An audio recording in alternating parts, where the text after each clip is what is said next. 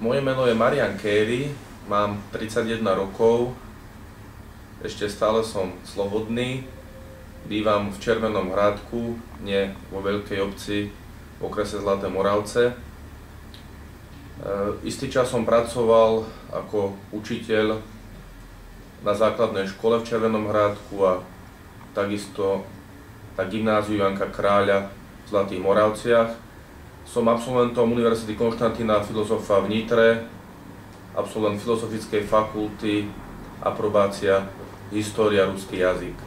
Momentálne pracujem už 3. rok na katastrálnom úrade v Nitre.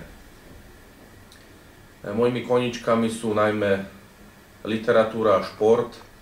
Športu som sa venoval aktívne 13 rokov ako futbalový rozhodca a len moje zranenie mi nedovolilo vykonávať túto funkciu aj ďalej.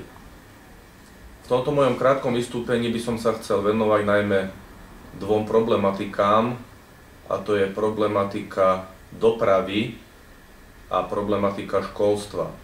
Čo sa týka dopravy, pracoval som celé 4 roky v komisii dopravy a preto mi je táto téma veľmi blízka. Som veľmi rád, že Nitriansky samosprávny kraj venoval počas 4 rokov pomerne veľké množstvo peňazí na rekonštrukciu, údržbu ciest, ako aj na ďalšie zveladenie týchto komunikácií.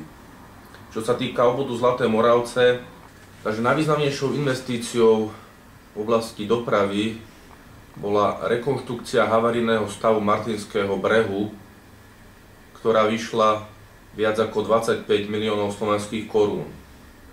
Ďalšou veľmi významnou investíciou bola rekonštrukcia cesty Čierne Kľačany-Volkovce, ktorá stála Nitriansky samosprávny kraj viac ako 24 miliónov slovenských korún.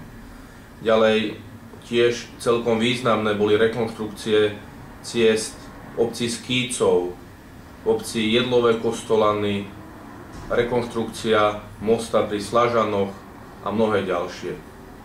Čo sa týka oblasti školstva, za 4 roky investoval Nitriansky samosprávny kraj do kapitálových výdavkov viac ako 38 miliónov slovenských korún.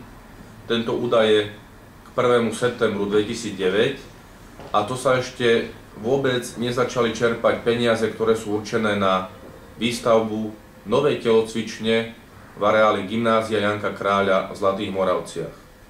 Okrem kapitálových výdavkov, samozrejme, že Nitriansky samosprávny kraj prispieva zo svojho rozpočtu aj na bežné výdavky. Sú tam zahrnuté platy učiteľov, patrí tam do bežných výdavkov nákupy tovarov a služieb, energie a mnohé ďalšie iné, ktoré sú neni zahrnuté v kapitálových výdavkoch. Verím, že aj v nasledujúcom období ako staronový poslanec Nitrianskeho samosprávneho kraja sa budem môcť aktívne podieľať na zveľaďovaní tohto nášho územia. Ďakujem za pozornosť.